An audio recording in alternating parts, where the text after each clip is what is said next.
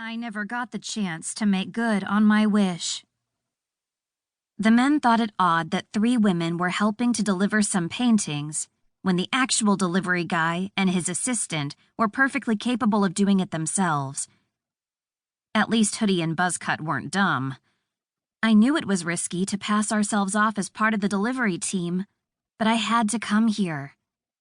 When the wealthiest man in the city, if not the country, buys your paintings, you want to shake his hand. And I was giddy to catch a glimpse of the famously withdrawn A. Hawthorne. That's funny, Bradley. Since when is being in a garage trespassing? For all the police know, we were only looking for our car. Besides, you 2 strong-armed us ladies into a dark, closed-off room. Even if A. Hawthorne can buy off the police to cover this up, I don't think he can do a thing about us keeping it off social media. Eveline smirked. That's my girl. Thugs may have muscles, but brains will always win in the end. A smart person would know not to let fear and emotions cloud their judgment. Bullies rely too heavily on their emotions to know better. Bradley didn't seem to like what Eveline had to say. His eyes widened, and he went over to Hoodie. They whispered, and as much as I leaned forward, I couldn't make out their words. Hoodie finally came into the light. His eyes, turning to me, burned and seemed to brighten the room, just enough to cause my heart to take notice. He pulled down his hood to reveal thick dark hair that dusted his ears, and his skin, smooth and tan. I wondered if he lived in a country full of sun and sand, and was forced to the cold, concrete-blanketed Chicago as punishment. Aria.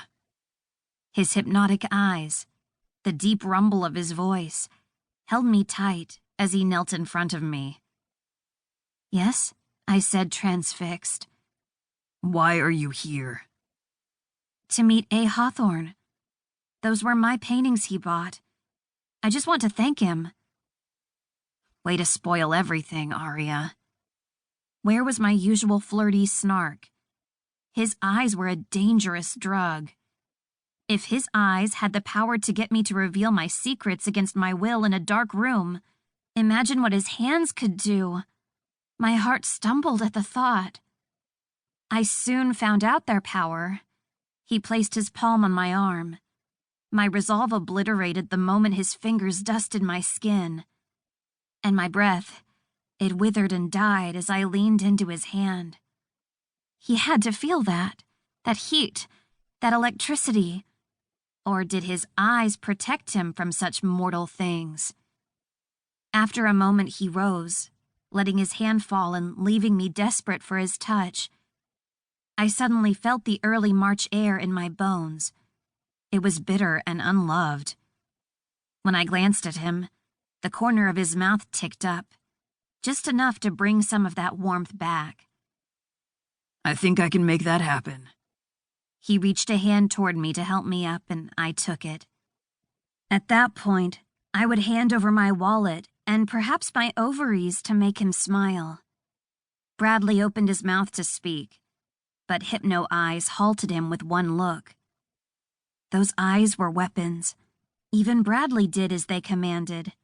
He shut his mouth and let Hypno Eyes lead us out of the room to a set of elevators. Once we were all crowded into the lift, Hypno Eyes leaned forward and stared at a mirror. The doors closed, and the elevator began to rise. Wow, that was cool.